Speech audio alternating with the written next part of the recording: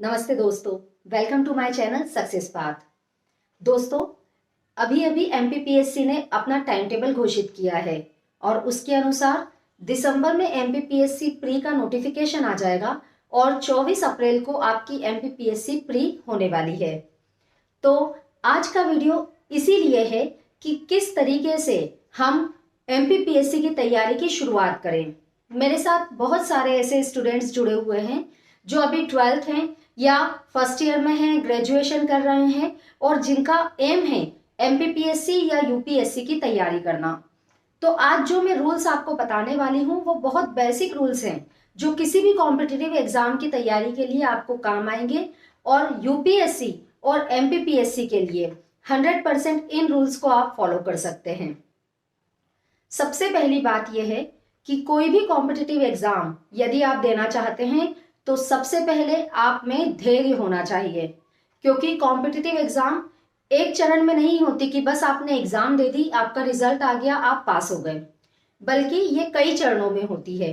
जैसे यूपीएससी या एमपीपीएससी, पहले प्री क्वालिफाई करना होगा, फिर एमपीपीएससी मेंस और फिर आपका इंटरव्यू।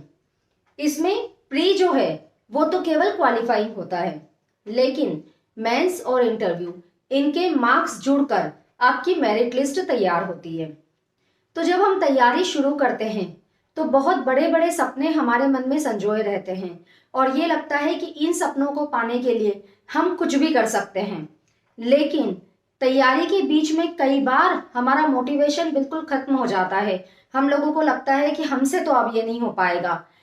उसी वक्त हमें अपना धैर्य बनाए रखना है। उसी वक्त हमें ये सोचना है कि हमने जिन सपनों को लेकर तैयारी शुरू की थी, हमें उन सपनों को पाना है, हमें वो लक्ष्य हासिल करना है जो हमने दुनिया को दिखाए थे कि हम एक दिन पा सकेंगे। तो दोस्तों, सबसे पहले जो शुरुआत हम करेंगे वो करेंगे सिलेबस और प्रीवियस ईयर क्वेश्चंस पेपर से।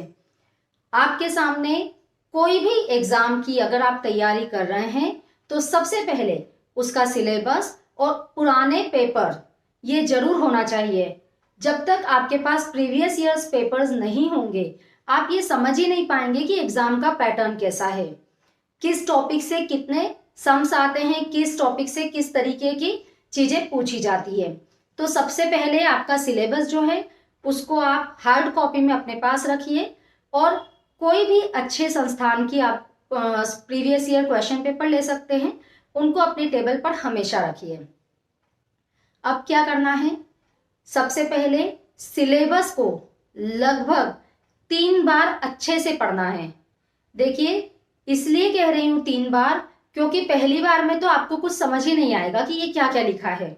दूसरी बार में आपको कुछ चीजें समझ में आएगी, लेकिन आप तीसरी बार पढ़ेंगे तो आपको समझ में आएगा कि हमें किस तरीके से क्या पढ़ना है और क्या क्या चीजें हमारे एग्जाम में आने वाली है। जैसे ही आपने सिलेबस 3 बार पढ़ लिया, उसके बाद आप प्रीवियस ईयर क्वेश्चन पेपर देखिए। जब आप प्रीवियस ईयर क्वेश्चन पेपर देखेंगे तो आपको समझ में आएगा कि किस टॉपिक से किस तरीके के क्वेश्चंस आते हैं, किस टॉपिक से केवल लॉन्ग क्वेश्चंस आते हैं, किससे केवल शॉर्ट क्वेश्चन आते हैं, किस टॉपिक को किस तरीके से घुमा फिरा के पूछा जा सकता है। जब आपके मन में थोड़ी थोड़ी क्लैरिटी आने लगेगी तो आपके अंदर ये आत्मविश्वास आएगा कि आप इस एग्जाम की तैयारी कर सकते हैं। क्योंकि जब हम शुरुआत करते हैं तो हम पूरी तरीके से ब्लैंक होते हैं, हमें नहीं पता होता कि हमें कैसे शुरुआत करनी है, क्या पढ़ना है, कहाँ से पढ़ना है। जब आप सिलेबस और प्रीवियस ईयर क्वेश्चन पेपर को अच्छे से पढ़ लें, उसके बाद अगला कदम आपका होना चाहिए कि यदि प्री और मेंस दोनों होती हैं तो प्री और मेंस के सिलेबस में क्या समानताएं हैं, क्या असमानताएं हैं। बहुत सारी एग्जाम्स के प्री और मेंस के सिलेबस लगभग सेम होते हैं और जहां तक एमपीपीएससी की बात है तो 70% सिलेबस दोनों का सेम है। तो जब सिलेबस सेम है तो तैयारी भी साथ ही करना चाहिए। कई लोग ऐसा बोलते हैं कि अभी प्री आ रही है, प्री की तैयारी कर लो, जब मेंस आएगी तब मेंस का देख लेंगे।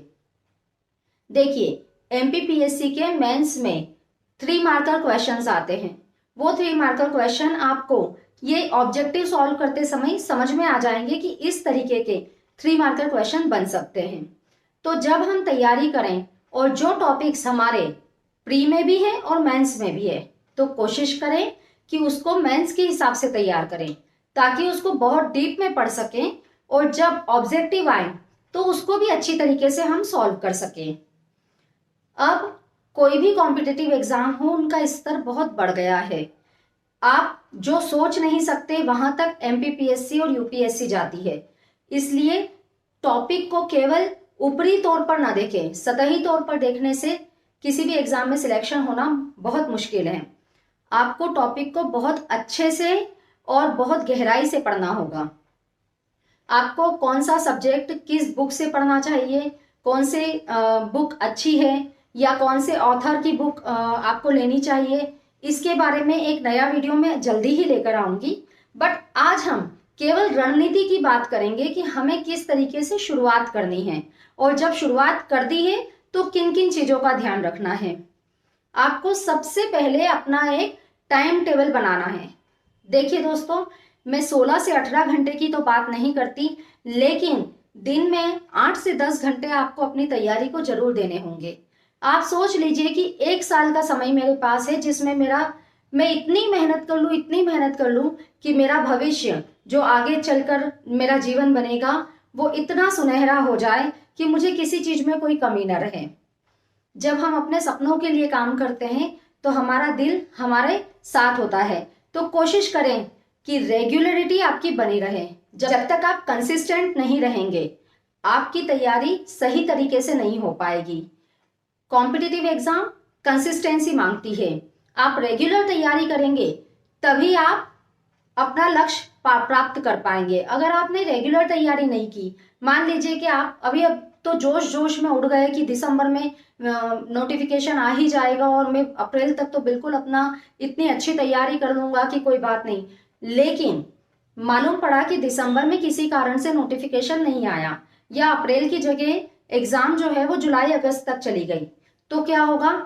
तब आप हार मानकर बैठ जाएंगे। आप सोचेंगे अभी तो बहुत समय रखा है, हम बाद में तैयारी कर लेंगे।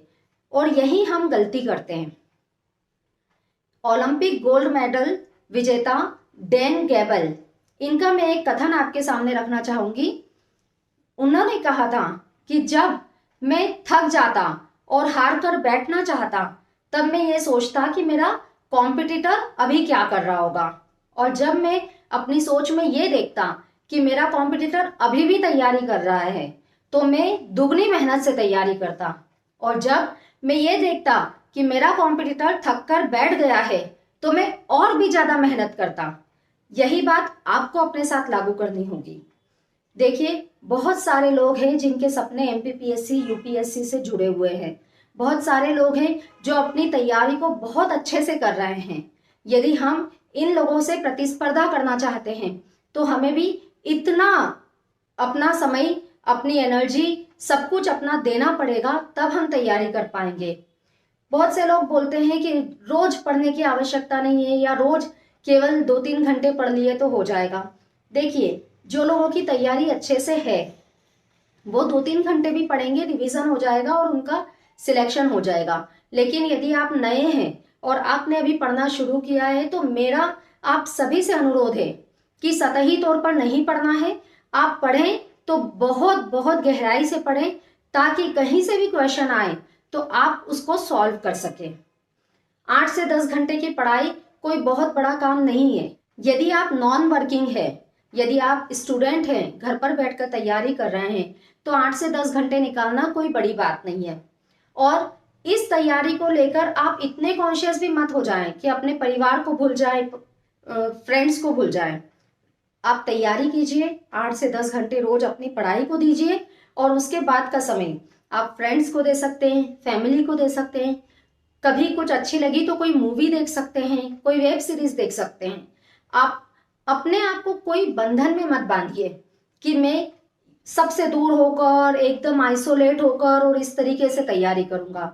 यदि आप उस तरीके से तैयारी करेंगे तो हो सकता है कि आप डिप्रेशन में चले जाएं, आपको लगने लगे कि मेरे साथ कोई भी नहीं है। हर चीज लाइफ में जरूरी है, तो जब आप पढ़ाई करें तो पूरी तरीके से डूब कर पढ़ाई करें। लेकिन जब आपकी पढ़ाई हो जाए तो आप फैमिली के साथ वक्त जरूर गुजारें। देखिए, फैमिली और फ्रेंड्स ये ऐसे लोग होते हैं जो हमारे लिए सपोर्ट सिस्टम का काम करते हैं। तो हमें जब भी समय मिले, जब हमें लगे कि थोड़ा सा हम डाउन फील कर रहे हैं, हमें कुछ ठीक नहीं लग रहा, तो हम अपने फैमिली और फ्रेंड्स के साथ समय बिता सकते हैं। इसके साथ ही फ्रेंड्स, आपको डिसिप्लिन में रहना होगा। डिसिप्लिन का मतलब है कि आप अपनी एक दिनचर्या तय कर दें कि मुझे सुबह उठना है। कई लोग रात में पढ़ते हैं तो उन्हें देर रात तक पढ़ना है। अब कब पढ़ना चाहिए, रात में या सुबह उठकर, इस बारे में सबका अपना अपना एक नजरिया होता है। मैं हमेशा सुबह उठकर पढ़ती थी और मेरी छोटी सिस्टर है वो हमेशा रात में पढ़ती थी। तो जिसको जो टाइम सूट होता है, अगर आप जल्दी उठकर पढ़ना पसंद करते हैं तो आप वो कीजिए, अगर आप रात में देर तक पढ़ना पसंद करते हैं तो आप वो कीजिए। लेकिन आप ये जरूर देखिए कि जब आप पढ़ रहे हैं तो आपका दिमाग केवल पढ़ाई में लगा रहे, आप जो पढ़ रहे हैं वो बहुत अच्छे से आपके दिमाग में जाए। साथ ही जैसे जैसे आप टॉपिक कंप्लीट करते जाएं, वैसे वैसे उसके ऑब्जेक्टिव और आपके लॉन्ग क्वेश्चंस, इनको भी सॉल्व करते जाएं। क्योंकि क्या होता है, हम लोग ये सोच लेते हैं कि ठीक है ये टॉपिक कंप्लीट हो गया, अब नेक्स्ट टॉपिक पर आ जाते हैं। और जब हम ऐसे 4-6 टॉपिक पढ़ लेते हैं, उसके बाद जब फर्स्ट टॉपिक पढ़ते हैं तो हमें समझ में आता है कि ये तो हम सारा भूल गए हैं। तो जब आप ऑब्जेक्टिव छुड़ा लेंगे, जब आप मेंस के हिसाब से उसके क्वेश्चन सॉल्व कर लेंगे, तो आपको अंदर से कॉन्फिडेंस भी आएगा और आपका दिमाग उन चीजों के लिए एक तरीके से खुल जाएगा कि हमें किस किस डायमेंशन में सोचना पड़ेगा। इसके साथ ही आप रिवीजन का एक शेड्यूल हमेशा रखें। मतलब मान लीजिए कि आपने हफ्ते में 6 दिन का शेड्यूल बना लिया है, तो 7वां दिन केवल रिवीजन के लिए रखिए। या ऐसा भी कर सकते हैं कि दिन में 6 घंटे हम नया पढ़ेंगे, लेकिन 2 घंटे जो हमने पहले पढ़ा है उसका केवल रिवीजन करेंगे। साथ में जैसे जैसे आप टॉपिक कंप्लीट करते जाएं, तो फ्लो चार्ट, डायग्राम, मैप, इनके साथ में अपना एक सिनॉप्सिस तैयार करते जाएं। क्योंकि जो पहली बार हम तैयारी करते हैं उसमें हम सबसे ज्यादा मेहनत करते हैं। तो बहुत अच्छे से मेहनत करें और इस तरीके से मेहनत करें कि हमें जब प्री मेंस इंटरव्यू कुछ भी देना हो तो हम केवल किताब, अपनी कॉपी के पन्ने पलटें और हमें समझ में आ जाए कि हाँ ये हमने तब पढ़ा था और इस तरीके से पढ़ा था। तो दोस्तों, ये एमपीपीएससी के बिगनर्स के लिए बात थी कि आपको सिलेबस को कैसे देखना है और कैसे तैयारी शुरू करना है। अब किन बुक से पढ़ना है, किस तरीके से पढ़ना है, इसके लिए मैं जल्दी ही नया वीडियो लेकर आऊंगी। बने रहिए मेरे साथ में। आप सभी को मेरी हार्दिक शुभकामनाएं। धन्यवाद।